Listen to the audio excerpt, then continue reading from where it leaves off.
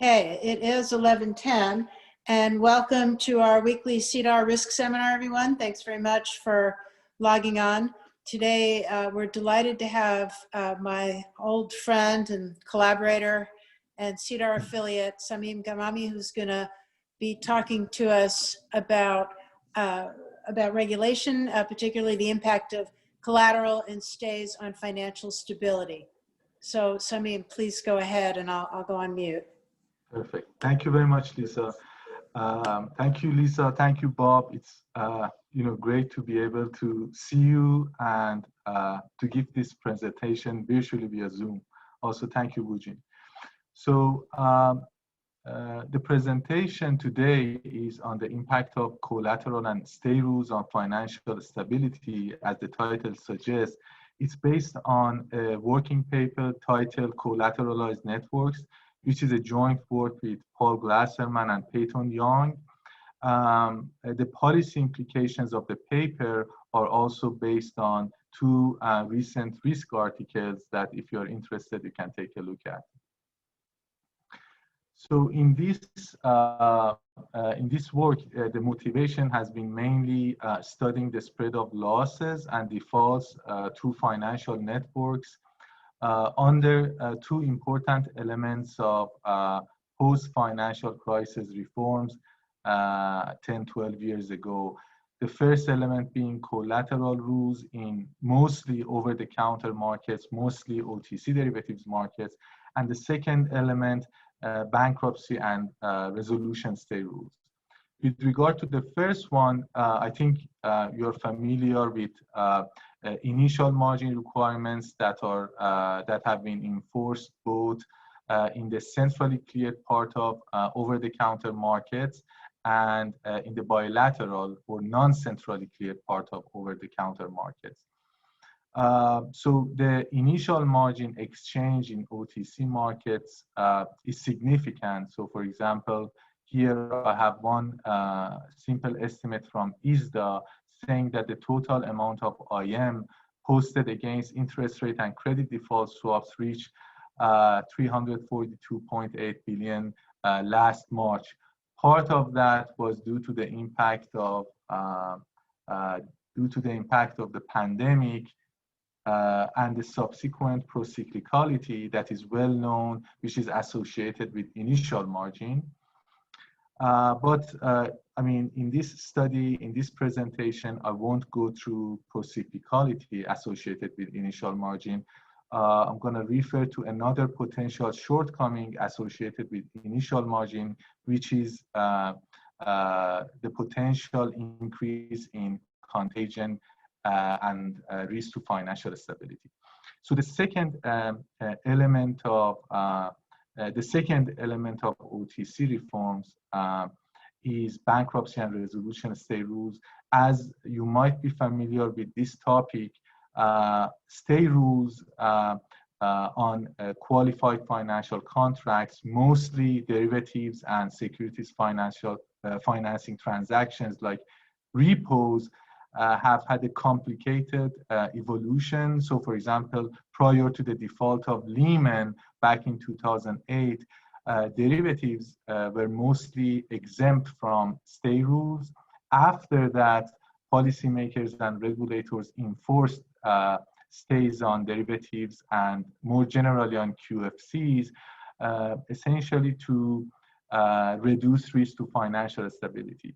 So, in short, what stay rules do, the existing stay rules do, is to cancel the termination right and early termination right of creditors, for example, to a failed bank, and instead grant it to the debtor, to the failed bank, or to resolution authorities.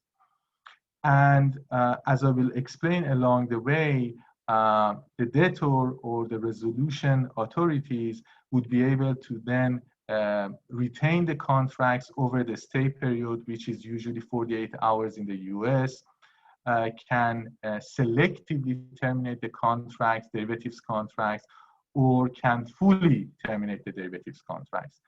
And obviously, it's clear that at termination, in default, at termination, there could be flows of payments between debtors and creditors in the financial system, or in the context of this work, in the financial network.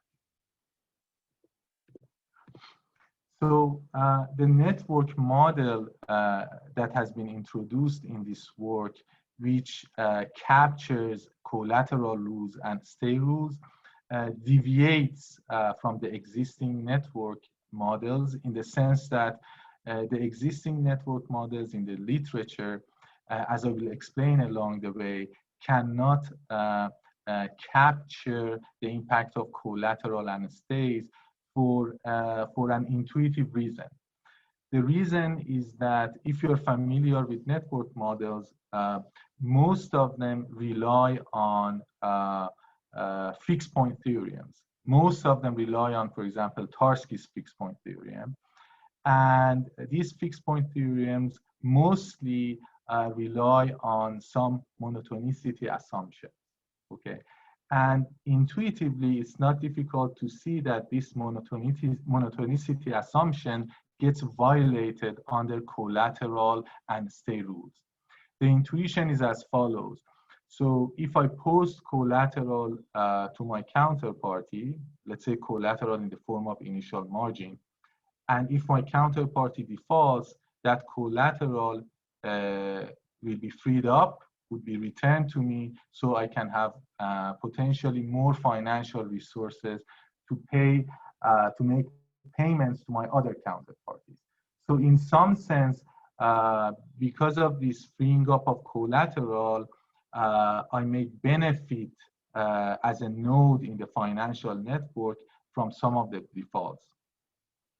Similarly, suppose that I'm a bank, I have a derivatives portfolio with another bank, and suppose that my bank counterparty defaults, and suppose that at default, all the contracts in this derivatives portfolio would be terminated, and it happens that they would be in the money from my perspective. So in bankruptcy or resolution proceedings, I might be able to receive some payments from this bank in resolution or bankruptcy. So again, as you see, similarly, with stay rules and with contract terminations at default, some nodes in the financial network may benefit from the default of other nodes. So again, Samim, I'm sorry, there's something I don't understand here. Under the new rules, the rights are held by the debtor, so that a failing firm will continue a contract only if it's advantageous to them. So how is it that and will terminate contracts that are unfavorable? So what's a simple example where firm one goes bankrupt, terminates a contract, and that helps firm two? Okay, so the simple example is, so maybe before giving you the simple example, I should give you the motivation behind these stay rules after the financial crisis. Because of the default of Lehman, and because of what policymakers observed during the default of Lehman, we now have these stay rules. And the observation during the default of Lehman was essentially many of Lehman's derivatives counterparties did exercise cherry picking. So they terminated at the individual contract level or at the portfolio level contracts that were in the money from their perspective, and they decide to not terminate contracts that were out of the money from their perspective, hoping not to make any payments to Lehman as it was filing bankruptcy. Okay, so that's one example of what could be the objective of terminating and not terminating a contract from the perspective of a creditor. Now, when you take the perspective of a debtor or resolution authorities, it gets a bit complicated. It gets a bit complicated because, let's say, a failed bank or a distressed bank would enter resolution regimes. Then the objective of the resolution authority could be to revitalize that bank or to bring in a bridge institution at the bank holding company level so that the subsidiaries can continue to work and a new institution will replace the old one only at the bank holding company level. So depending on the objective of the resolution proceedings or the bankruptcy proceedings, the resolution authority, again, may choose to retain, fully terminate, or selectively terminate the contracts. So for example, in a case that a bridge institution would come in, the resolution authority could say that, okay, the old bank holding company, I'm gonna write down its debt, liabilities, and during the stay period, I'm gonna hold on to its assets so that they become the assets of the new institution at the bank holding company level. Okay, if that's the objective, then liabilities would be written down, assets would be maintained over the stay period, meaning the distressed bank will not receive anything in terms of contract terminations from its creditors over the stay period. Understood, but I don't see how that benefits a third firm. So that's the topic of the paper, and hopefully that you get to see that along the way. Thank you. Sure. So that's the first finding, and again, as you will see, if collateral, let's say collateral in the form of initial margin is held in illiquid assets, we can have fire sale effects, and fire sale effects can exacerbate contagion in the financial network. We have also modeled that effect as well, borrowing ideas from Cifuentes, Ferrucci, and Sheen. Now, two policy implications of the paper that I will mention here before I introduce the model. The first one is that collateral may not support financial stability. So the intuition behind that is simple. Again, suppose that we want to quantify contagion, and suppose that by contagion, I mean the spread of losses and defaults through the financial system. And it's intuitive to see that collateral, particularly collateral in excess of current payment obligations, can lead to an inefficient allocation of a firm's assets.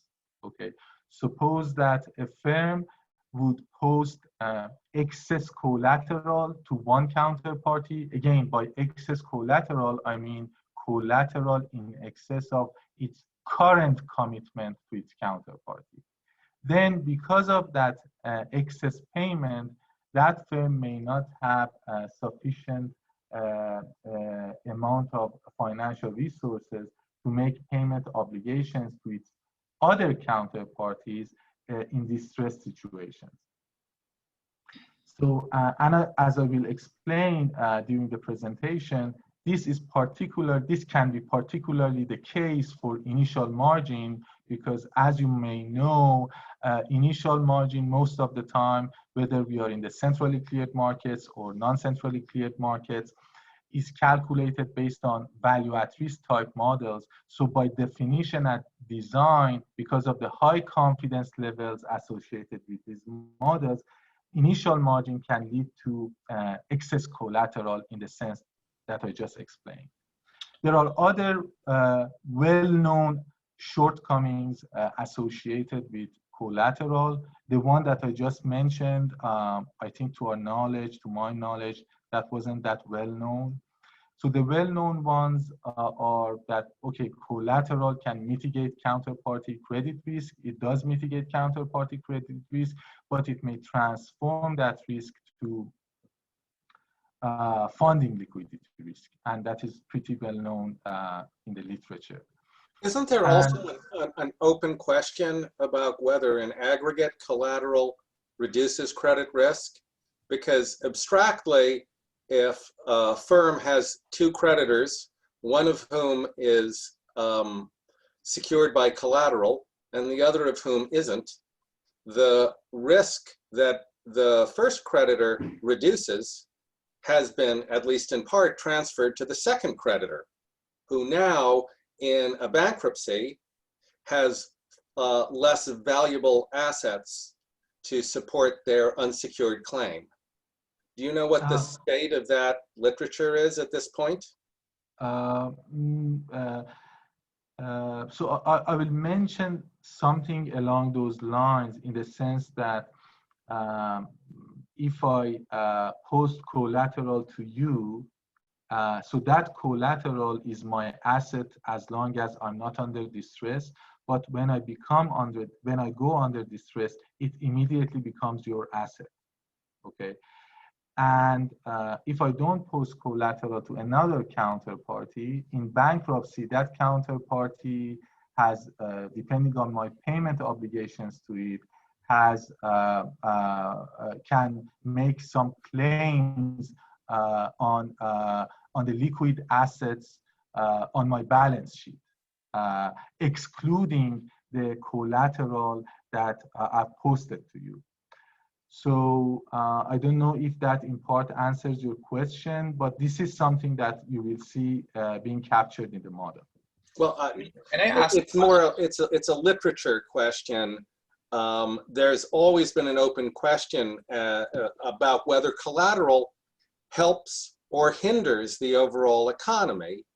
And yes, the reason is, in an extreme case, a firm has two creditors and pledges all of its asset to support its claim to the first creditor. Mm-hmm. The second creditor's risk has now gone way up. And so in aggregate, the risk may have increased or stayed the same, even though creditor one, of course, now enjoys lower risk. Yeah, so this is something that we in part capture by this model, and this is something that I haven't seen being formalized in the literature, to my knowledge. But what you just explained is related to the first thing that I mentioned on the inefficient allocation of a firm's assets if you have in the presence of excess collateral. Okay. Can I ask questions, Samim? Yes, sure.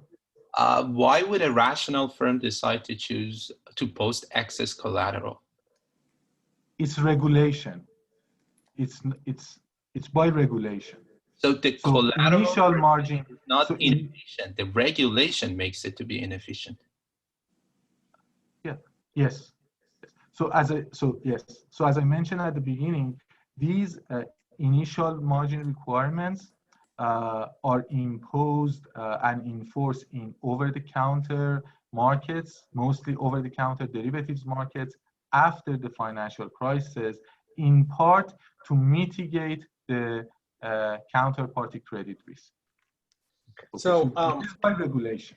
Yeah. So I'm in my experience, different firms had different schedules of not only the collateral that they required initially, but the circumstances under which they would require collateral or require more collateral, which were called, for example, ratings triggers. AIG was a AAA company that never had to post collateral, but Goldman became a pain in the neck and started insisting on ratings trigger. Yes. So there is, these are private party arrangements, not regulations. There are many contractual details. So when we talk about regulatory initial margin is mandatory to be exchanged bilaterally in the non-centrally cleared parts of derivatives markets. And how we decide whether something is regulatory initial margin or not it depends on the level of assets on, for example, large banks' balance sheet. Okay. We have also non-regulatory collateral. I think what you are referring to is would be mostly a subset of the non-regulatory collateral. I'm a bank. I trade with a hedge fund, and by rules and regulations, the hedge fund may not be required to post, again, regulatory initial margin to me, but to mitigate my the counterparty credit risk, I may ask the hedge fund to post some collateral to me. So for that, we would go through some type of ISDA master agreement, and under the ISDA master agreement, there are some collateral rules that me, the bank, and the hedge fund can agree on. Okay, so here, to introduce the model to capture the impact of excess collateral on contagion, I'm mostly focusing on regulatory initial margin. So now the second policy implication of the paper, the second policy implication is that stays may not support financial stability. So hopefully after I introduce the model, the intuition behind this result becomes clear. But the idea is, as I explained before, now under the existing stay rules, resolution authorities, for example, during the stay period can retain, fully terminate, or selectively terminate the derivatives contract between the debtor and its derivatives creditors, right? So the result that we have arrived at is that when banks or firms are not highly leveraged in terms of their OTC derivatives transactions, full termination can reduce contagion or can reduce the risk of contagion. Meaning, if derivatives leverage is low, it might be beneficial to fully and symmetrically terminate all the contracts, okay? And this result would then suggest that stays may not, stays actually may increase contagion and financial instability. Because if you accept this result, that full termination can reduce contagion, and if you remember that, okay, over the stay period, resolution authorities for various reasons may retain or selectively terminate contracts, then ultimately contagion might be exacerbated. So what effect would full termination have on liquidity? Have you looked at that? Yes, in the following sense, that, in this model, by default, I mostly mean default because of liquidity type crisis, not because of solvency issues. So the fact that when derivatives leverage is low, full termination can reduce contagion is exactly because it can potentially increase the available liquidity in the financial network, as I will explain along the way. Okay. Yeah. So now let's. Before I introduce the model, let me use these three simple examples so that hopefully it would be easier for me to go through the model. So let's first look at this stylized three-node network. Here we have nodes A, B, and C. The nominal payment obligation of A to C is 4, A to B 5, B to C 5. A has posted collateral to B worth 10. Let's say this collateral is in the form of initial margin. Initially, A has 0 cash or liquid assets on its balance sheet, C0 and B5. So A would default because its total nominal liability or payment obligations are 9, has 0 cash. Okay.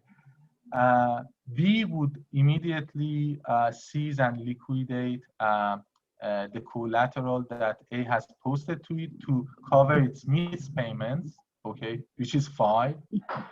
And the excess collateral, which is 5, would be returned to A, and ultimately, in bankruptcy or resolution proceedings, A can make the remaining payment of 4 to C and would be left with 1 on its balance sheet. So this is a stylized example of distress because of illiquidity in the presence of committing excess collateral to a counterparty. Again, excess collateral meaning 10 exceeds 5. 5 is the current payment obligation of A to B. Okay, and okay, so let me walk through these 2 other examples. So in this example, for example, as you see, C doesn't have enough cash to make its payment obligation to B. C would default. A has posted collateral worth 5 to C. That collateral will be freed up and returned to A. So A has more cash on its balance sheet or liquid assets on its balance sheet. In the third example, what you see is that, okay, A defaults, okay, doesn't have enough cash to make its payment obligation to B. A has posted collateral worth 5 to B. B would immediately seize and liquidate that collateral, okay? But C, which has 4 in cash or liquid assets, can fulfill its payment obligation to A. So A, again, because of liquidity type crisis, would be under distress, while ultimately having $4 in cash, let's say, on its balance sheet. Okay, so to introduce the model, it would be very helpful if we can have this first simple example in mind, where there is excess collateral, and after A defaults, some of that would be returned to A, and A can ultimately make a payment of 4 to C. Okay, so now the network model. So what are the nominal payment obligations between nodes? That's P bar ij, payments, nominal payment obligation of I to J. Cash or cash-like assets on node's balance sheet, firm's balance sheet denoted by CI. Let's say we have N nodes or firms in the network. The total collateral, let's say in dollar amounts, posted by I to J is pi times Mij. Mij is the shares, total shares of collateral committed by node I to J. Pi is the unit price. Okay. And what happens at default, again, please remember that first example, recall that first example. If A defaults, J, which is B in that example, would liquidate some of the collateral. So delta Ij is the total shares of collateral liquidated by J at the default of I. Okay. And what is this AIJ? It's the allocation rule. If a firm defaults, ultimately the available resources on its balance sheet will be allocated to its counterparties. And in the presence of collateral, naturally the allocation rule should be collateral sensitive. It is collateral sensitive in the sense that if A defaults, the allocation rule of A's available assets to J would depend on the nominal payment obligation of A to J, also the collateral that A has posted to J. Okay. And I mentioned that we borrow ideas from Cifuentes et al. To capture collateral fire sales. To do that, we make a simplifying assumption that, let's say, collateral, whenever it is in illiquid assets, it is in one class of assets. Okay. So this unit price pi, I mean, the price impact, for example, if I choose that to be an exponential function, the price impact becomes very intuitive. So as we have more defaults in the system, we have more and more shares of illiquid collateral being liquidated, okay, and that would ultimately lead to some reduction in the price of the collateral. Samim, I think in this model, the order of liquidation is not important, right? It is. We have a result. I'll show you. Yeah. But that's a very good question. That's a very good question, but I'll show you why it is important. Yeah. But that's a good question. So now let me introduce the benchmark model. Why I would call it benchmark model, because as I will explain toward the end of the presentation, when we want to capture stay rules and contract termination at default, we need to model these derivatives termination payments at default.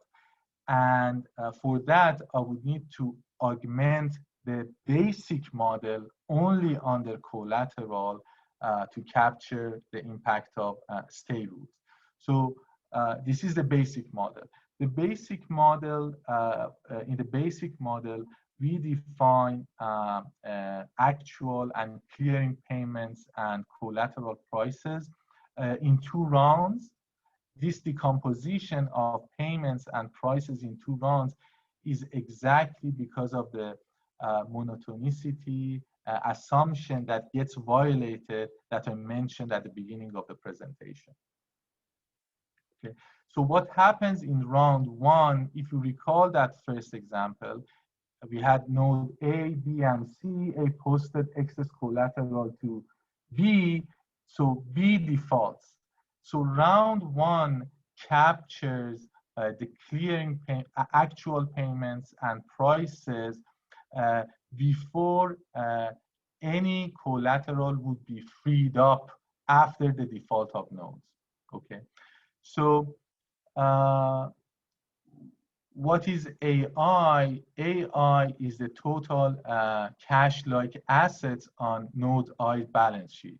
So this is the initial cash, and this is what node I would receive from other nodes, other firms in round one, superscript round one.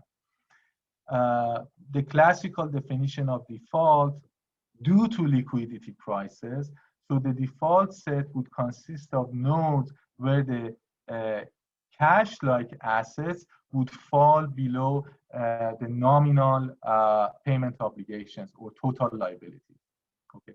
And in terms of formulating the actual payment from node I to node J, obviously, if node I is not in default, that's it would fulfill its payment obligation.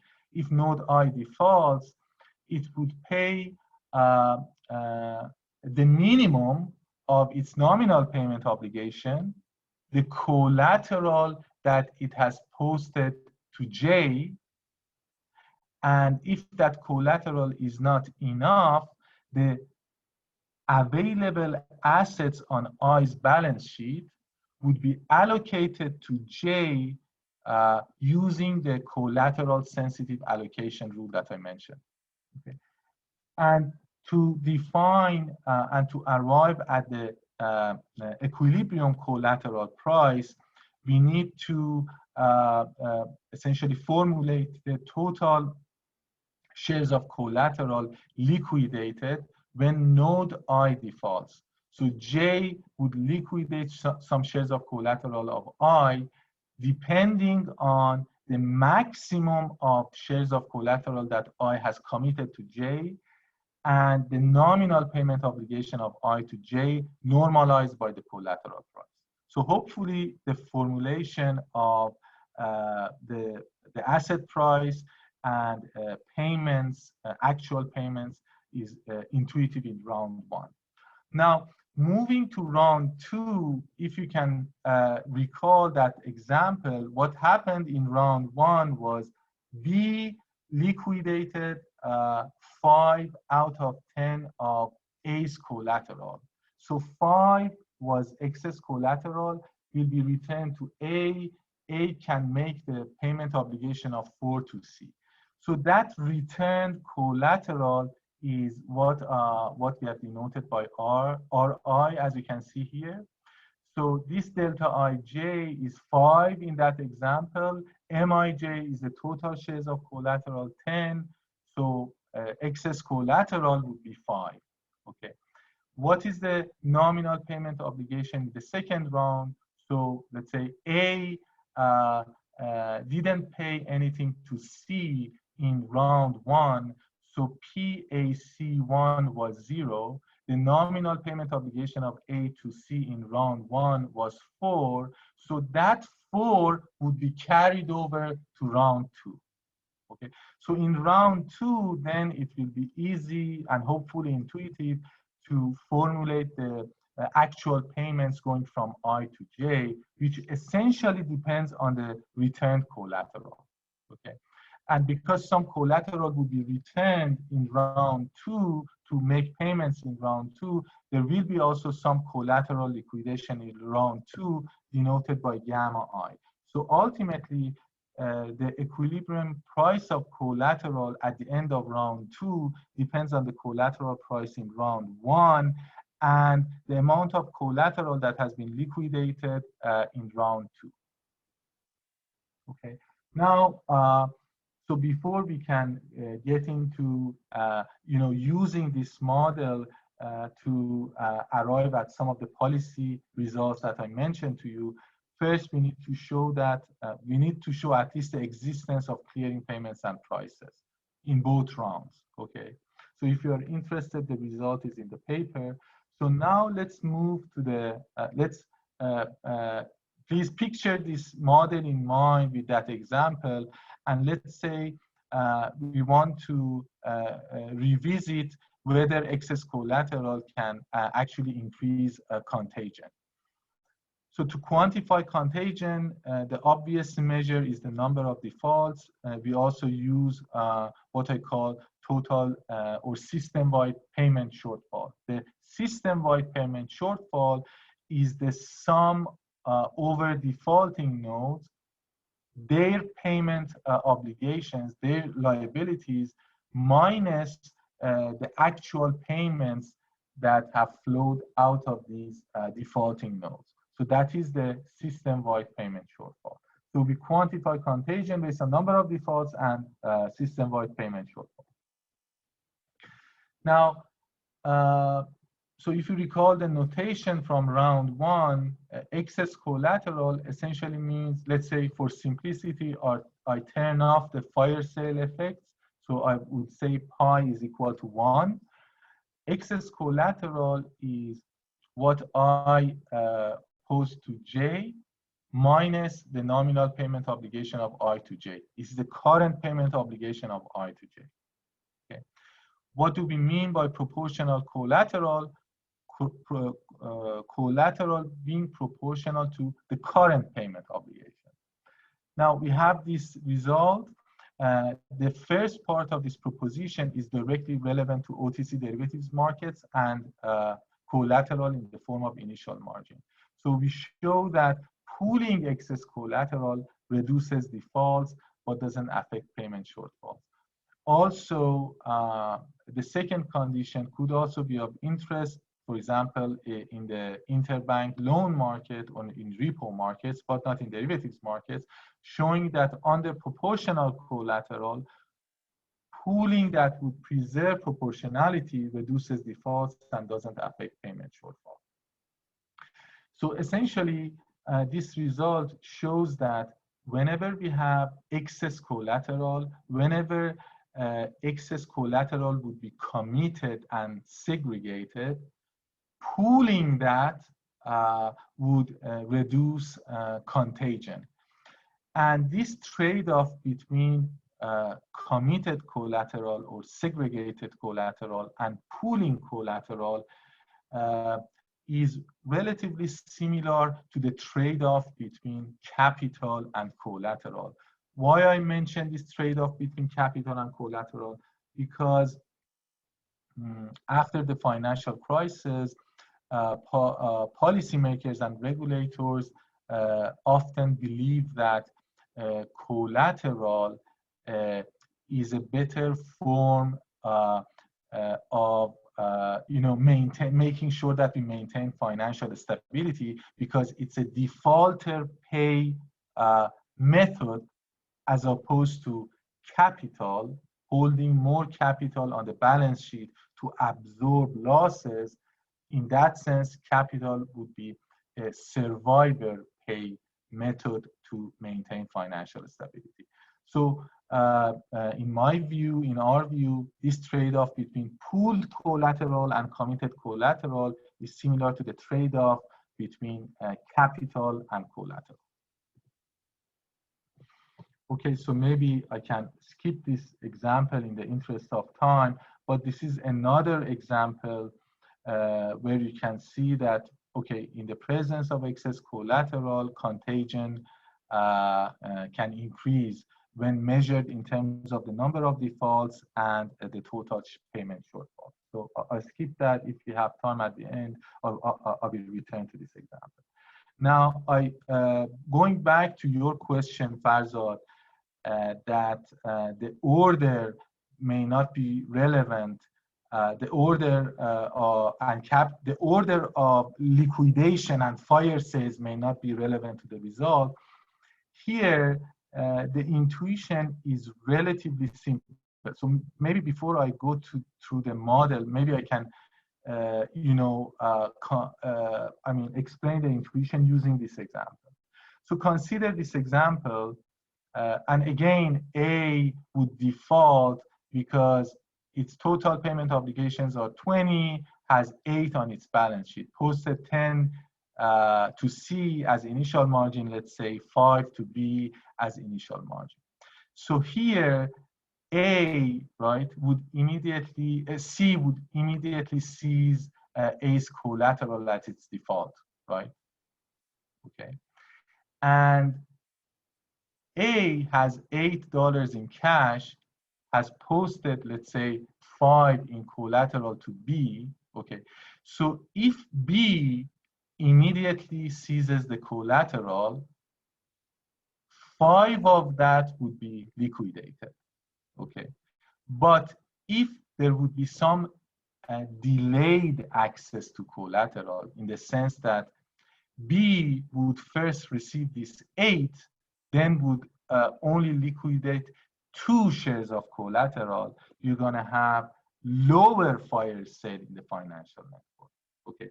So in this sense, if collateral is held in illiquid assets, the order at which collateral is liquidated would impact the fire sales and may exacerbate contagion in the financial network, okay? And okay, so to model what I explained in this network, we can come up with a variation of the benchmark model. I call the variation of the benchmark model, let's say the benchmark model is the P model, I call that the Q model. So the Q model is also a 2-round model. Its only difference with the benchmark model is the order at which collateral gets liquidated. So if you remember from the 2-round model, when collateral is seized and liquidated immediately, here collateral depends on P bar ij. But when collateral would come into play after available resources in the failed node, you have P bar ij minus aij ai1. Okay, so this is how one can formally capture the impact of immediate access to collateral or delayed access to collateral on contagion. And in this proposition, you can see that when collateral is held in liquid or cash assets, indeed, the P and Q model would become equivalent in terms of the first round and second round clearing payments. Okay. So now let me go to the augmented model in the sense that okay, we captured collateral with that two-round network model. Now we want to capture contract terminations, derivative contract terminations at default. Okay. So to do that, I would only rely on the intuition behind the augmented model using just some notation and one simple example. So suppose that node I or J would default, and suppose that in the augmented model, we want to capture full or symmetric termination. So regardless of the direction of positions, derivatives positions at default, suppose that all contracts would be immediately terminated. Then between I and J, okay. Then Vij is positive when J's portfolio is in the money. Or in other words, when from the perspective of firm I, the derivatives portfolio at termination is out of the money. So I would need to make a payment to J. That is denoted by Vij. And the other way around, Vji is when I has in the money derivatives portfolio with I at default. Okay. So again, I emphasize contract termination not at the individual contract level, but at the portfolio level, because that's the case most of the time in practice because of netting. Okay. And finally, because I introduced this new notation and concept of payments at termination, I would just highlight the difference between P bar Ij and Vij. So P bar Ij is, okay, today I'm a bank, I get into a credit default swap transaction with another bank.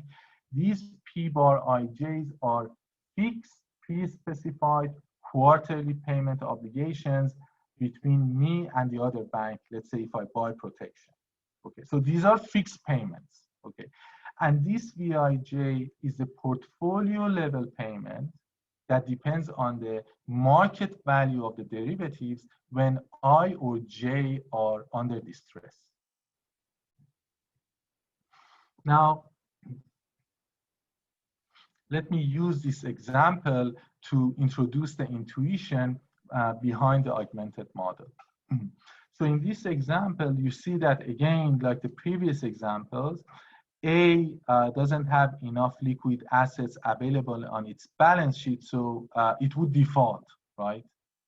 4 on its balance sheet, 4 nominal payment obligation to B, 2 to C. Okay. Now, suppose that we are under the full or symmetric contract termination protocol, and at default, the derivatives portfolio between B and A would be in the money from A's perspective. So B would make a payment of 2 to A. Okay. So again, you see this notion of benefiting from default due to illiquidity here in the presence of contract termination. Before contract termination, A cannot fulfill its payment obligations to B and C, but after contract termination, A can fulfill its payment obligation to B and C, okay? So in the absence of full contract termination, we have A and C defaulting, and we have positive payment shortfall in the system. In the presence of full contract termination, the payment shortfall would be reduced to 0.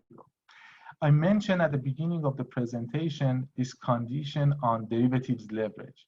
So it's not difficult to capture derivatives leverage at the firm level in this network model. So suppose that B, imagine a situation where B, as opposed to having 4 on its balance sheet as liquid assets would have 1. Then it means that B has high derivatives leverage. Why? Because its derivatives liability is 2, its available liquid assets would be 1, so high derivatives leverage. In that scenario, in this stylized example, B would also default. Okay, but here in this particular example, when B has 4, it means that its derivatives liabilities are lower compared to its available assets on its balance sheet. So in that sense, it has low derivatives leverage. And as you can see, this is the condition that would ultimately, as I will explain more, lead to reduction in contagion in the presence of full and symmetric contract termination. So the augmented model, I will just mention the intuition behind it. So as you saw from my description, depending on B's leverage, B could also default, right? So in the augmented model, we're gonna have more than 2 rounds because nodes can default in rounds after round 1 because of their derivatives liabilities, right? So the augmented model, when we have n firms in the network, can consist of n rounds in that it could take n round for the augmented model to reach equilibrium in terms of clearing payments and equilibrium collateral prices, okay? So the first round remains exactly the same as the first round in the benchmark or the baseline model. Here again, just rely on the intuition. Mathematically, it can get a little bit complicated. So in the second round or in the mth round, these derivatives contract termination payments at default would come into play. So if you recall the previous example, in round 2, B, because of its derivatives liabilities to A, would need to make a payment to A. That was denoted by the number on the red arrow. So that's this BIJ. Okay. And because collateral is also captured in the augmented model, you also have in round M the returned collateral. The returned collateral that can be liquidated in round M. And finally, we have these existence results that for any levels of derivatives values, there exist clearing payments and prices. Okay, and M could be 1 to N. Okay. Now, let me go quickly to the policy implications on the impact of stay rules on financial stability that we arrived at using this augmented model. So let's say first we want to compare full termination versus selective termination. Compare in the sense of the number of defaults and the system-wide payment shortfall in the network model. So the augmented model, as I explained the intuition behind it, is the model in the presence of full and symmetric termination. So I call that the P model. The Q model on the selective termination model where creditors would cherry pick. So creditors would terminate only portfolios that would be in the money from their perspective and wouldn't terminate out of the money portfolios to avoid payments to the defaulting nodes. Okay. So hopefully the intuition behind the Q model under selective termination is clear that this model reaches equilibrium in only 2 rounds. Because if I'm a surviving node in round 1, and if I choose not to terminate my out of the money portfolios with the failing banks, I'm not going to make any payments in the form of derivatives liabilities. So I'm not going to go into default in round 2 or 3. Okay. So because of that, under cherry picking or selective termination, the Q model, we only have 2 rounds. So default set is defined only in the first round. As I explained in the previous slide, under full termination, we can have up to M rounds. Okay. Now, to formally compare defaults and payment shortfalls under full and selective termination, I need to formalize what I meant by derivatives leverage, at least at the firm level. To do that, we know what the derivatives liabilities of node I is. This is the derivatives liability of node I at default. What is the net worth of node I at the end of round 1? It's available cash assets on the balance sheet, the collateral that has been returned to it, potentially because of the default of other nodes, the payments received by node I from other nodes, minus the total liabilities or nominal payment obligations of node I. So this is the net worth of node I. Now, the derivatives leverage condition that I mentioned to you at the firm level is just requiring that the net worth of node I at the end of round 1 would exceed its total derivatives liability. Okay.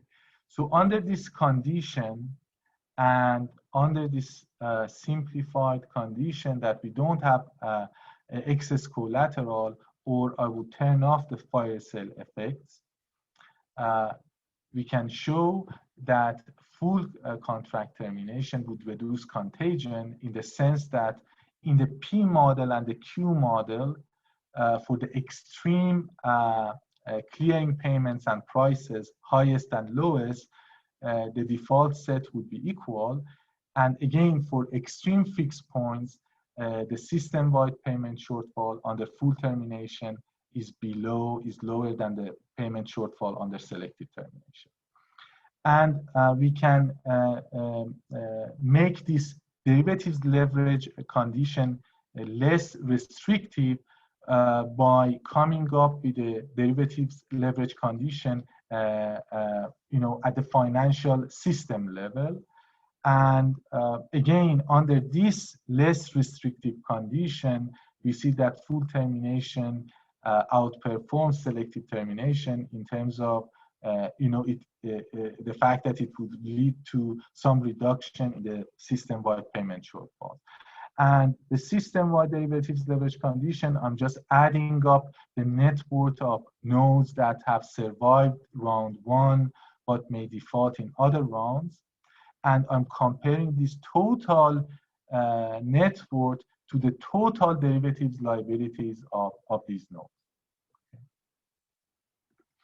And now the second result, let's compare again, P model with Q model here. P model, again, the augmented model under full termination. Now Q model, a model in the absence of any contract termination, which is the benchmark model. Here, let's call it the Q model. So this is the system-wide payment shortfall under no termination. Again, the intuition hopefully would be clear that if I impose this derivatives leverage condition, okay, that nodes I net worth would exceed node I's derivatives liabilities, we can arrive at a similar result that you saw in the previous proposition, with one exception, that when we want to compare full termination with no termination, in addition to the firm specific derivatives leverage condition, we need to have another condition, which also relates to the derivatives leverage. This condition simply says for the defaulting nodes in round one, firms, banks that would go under distress because of liquidity crisis, we require that their derivatives liabilities would be less than their derivatives assets. Okay. So under these two conditions, we can show that full termination would reduce contagion in the sense that, again, for the extreme fixed points associated with these two models, we're going to have the same default set and lower system-wide payment shortfall for the model under full contract termination. So let me conclude. So the theoretical contribution of the work was that essentially studying contagion in OTC derivatives markets under collateral and stay rules would need some deviation from the existing network models. Essentially, it is because when we want to employ fixed point theorems, we need to have that monotonicity assumption. The policy implications, as I mentioned maybe 30 minutes ago, policymakers have been considering the trade-off between capital and collateral in the past 10, 12 years. I think the trade-off between pooled collateral and committed collateral that I explained is analogous to that trade-off. And the result was that in the presence of excess collateral, when we commit collateral to counterparties in excess of current payment obligations, that can increase contagion and risk to financial stability. And as I explained, that is directly related to initial margin, because by its design, it captures it would lead to excess collateral. And the policy implication with regard to stay rules, so the intuition hopefully is now simple, that whether we give the termination rights to the debtor, to resolution authorities, or to creditors, if over the stay period contracts are not fully terminated, when derivatives leverage is low, we may have some halt or distortion in the flow of payments through the financial system over the stay period. And under full termination, that flow of payment may reduce contagion. So in that sense, stays may not necessarily lead to reduction in contagion. Okay, so I would stop here. If you have any questions, please let me know. But before that, I would just mention if you might be interested in how we can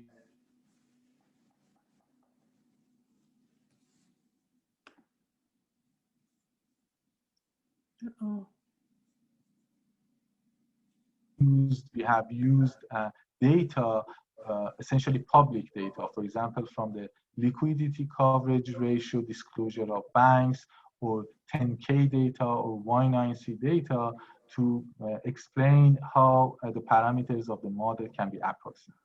So I'll stop here. Okay, Samim, thank you for a fascinating and beautifully clear talk. Are there any more questions?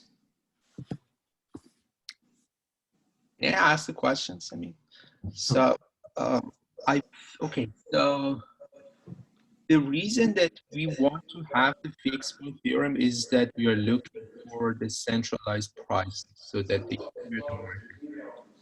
But I feel like that in the OTC markets, the prices are quite dispersed. They are determined at the individual levels of negotiations of the debtor and the creditor. Yeah.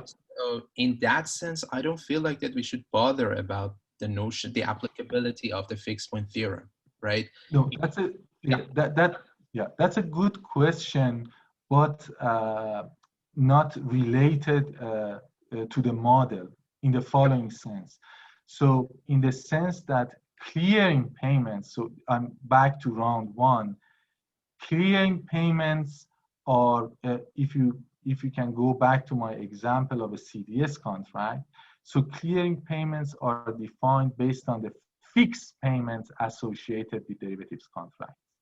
They are not defined based on let's say the value of an interest rate swap today. So these are, you can think of it as interbank payments in over-the-counter markets. Okay. So these are fixed, these are pre-specified. So because of that, I think it makes sense to to define what we mean by clearing payments and prices. And but okay, when I said during the presentation clearing payments and prices, by prices I meant the prices of collateral. That's what I meant. Yeah. Thanks. Sure.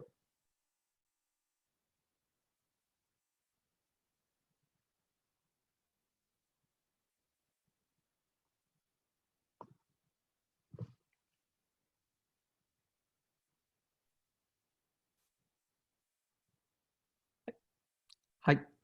Thanks. Thank you. I had one last quick question. Hi there, Sure. Samim. Sure.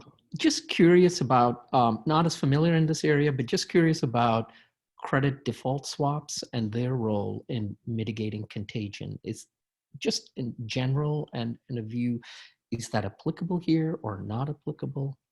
No, that was just an example. So let me go back here. Yeah. So that was just an example. Here, I wanted to, highlight what is the difference between the nominal payment obligation from firm I to firm J in the context of this model and the derivatives termination payment when I or J would be in default. So to highlight the difference, I just gave an example that these two firms, suppose that these are two banks and have entered in a trade between each other, could be a credit default swap, interest rate swap. Got it. And that is the fixed payments because of that contract would be captured by P bar IJ, and the contract termination payment that depends on the market value of that contract right after default would be captured by VIJ. That's the context of the example.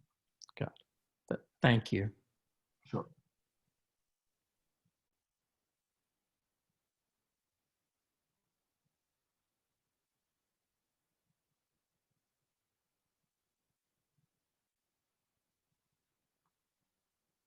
Okay. Thank you very much again. Good to see everyone. Good to see you, Bob, Lisa. Thank you very much. It's great to see you, and sorry that we can't do this in person, but we'll hope maybe fall of next year we'll be able to do that. Exactly, Yes. exactly. Yeah. Hopefully. Yeah. Thanks again for a great talk, Samim. Yeah. Thank you very much. Good to see you. Bye now. Yeah, See you we'll be in next touch. week, Yeah. everyone. Yeah. Bye.